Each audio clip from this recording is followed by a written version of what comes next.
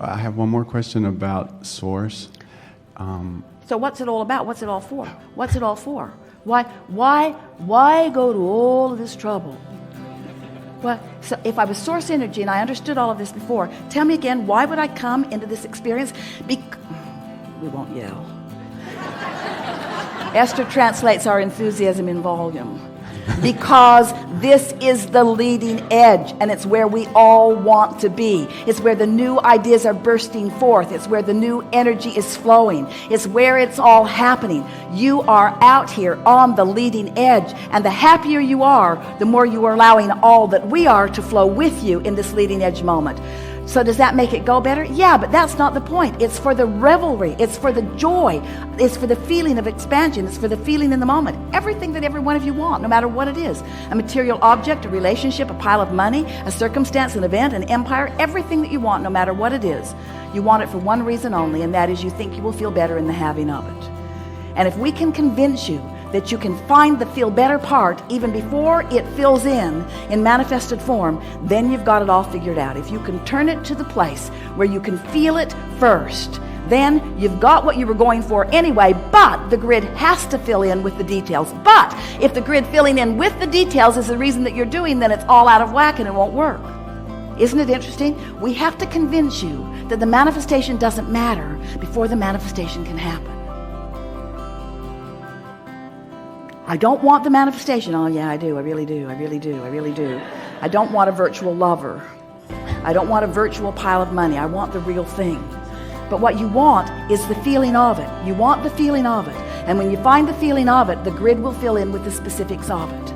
But if the specifics of it are so important that you're all bent out of shape because the specifics of it haven't filled in yet, then you don't find the vibrational feeling place of it, and then the grid doesn't fill in. Isn't that interesting?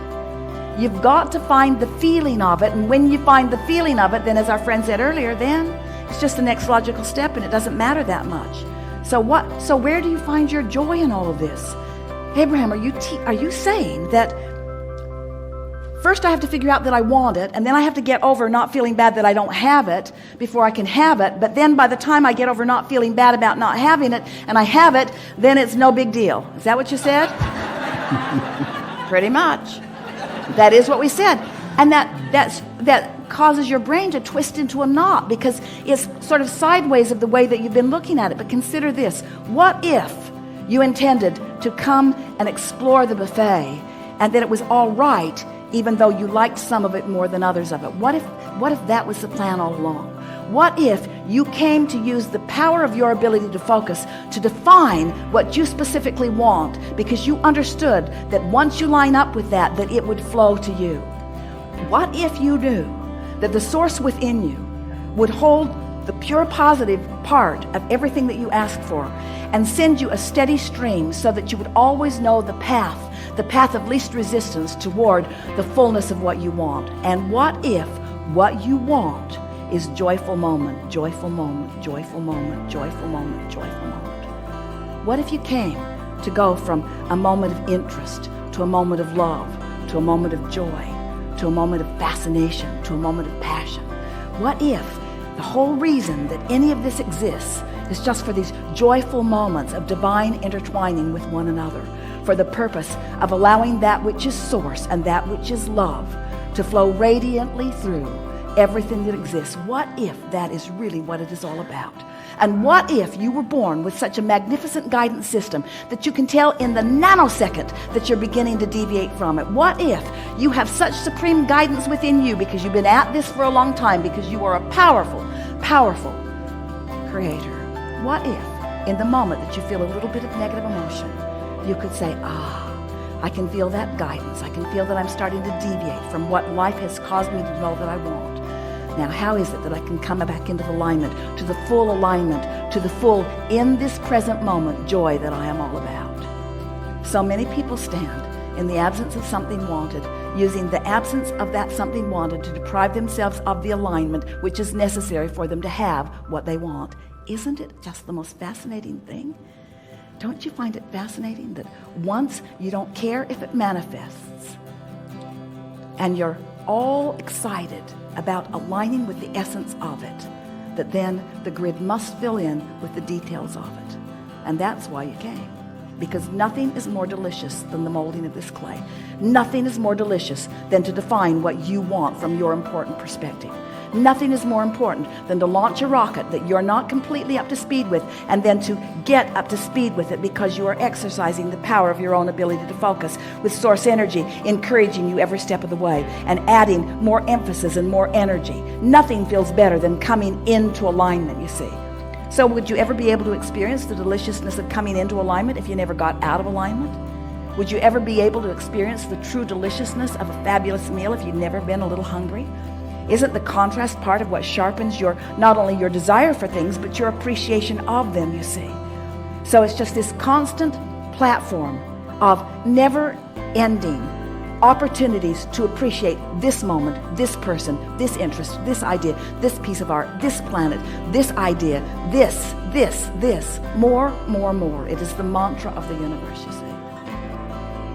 We have enjoyed this interaction more than words can define. But fortunately, we don't have to define it in words because we can define it with energy. It has been a powerful leading-edge conversation that we've experienced today. It is our desire that you leave this forum understanding these few things. These are the only things that you need to know to live happily ever after. Life is supposed to feel good to you. You are supposed to feel good in this moment. And the larger part of you does. And when you don't, you're just having your own little tantrum that you're not up to speed with who you really are. And it's a justified, valid tantrum. Because not being up to speed with who you are doesn't feel good, no matter how you are measuring your tantrum or your reason for it with the others in the scope of humanity. It doesn't matter. Your tantrum is legitimate. Next, you are the only one who can get over your tantrum. And the way you do it is by understanding how this all fits together, by understanding that you are the creator of your own reality. The most important thing that we want you to leave this gathering remembering is that we are all in this together, and that we are right here with you, flowing with you, offering you clarity about things that are important to you. And the better you feel, the more in harmony with that clarity you are. And last, we want you to know that there isn't anything that you're supposed to be doing. You can't get it wrong. You're not supposed to be doing something that you're not doing. There's not some list of things that you are responsible to accomplishing. It's just that you really intended this to be a wonderful time. It's like going on vacation and planning it to be really good, and when it doesn't turn out good, you say, something was really off about that. And that's as big as it gets. In other words, you're supposed to feel good, and when you do, everything is right in your world. And from our perspective, everything is right in the universe. There are a lot of people who are wanting to hold themselves and you to other standards. And when you stand in appreciation of them in their differences, and in appreciation of them coming into alignment in whatever way they do, your world will go better, and so will theirs. There's not one way of going about this. There are a lot of ways of going about this. And you didn't come to all want the same thing. You came to focus in different ways in order to add to the clarity of the whole. And so those people who differ in their beliefs or even in their intentions from you are really your best friend, because they cause you clarification. They cause all of us clarification. And they are part, as you are, an important part, a reason for the expansion of the universe. So be easy about this. If we could do one thing for you now, it would be we would zap you so that you sort of forget about everything that we've talked about. Except that you're supposed to feel good and to go general. Because if you will begin to practice that process of being as general as you can until you show yourself deliberately and consciously that you can feel better just in going general. It's our promise to you that as soon as today, your grid will fill in with obvious things that you will be able to associate with the effort that you've made of going general. And then you're off and running. Be as specific as you can be and still feel good. There is great love here for you. We are eager about what's coming next.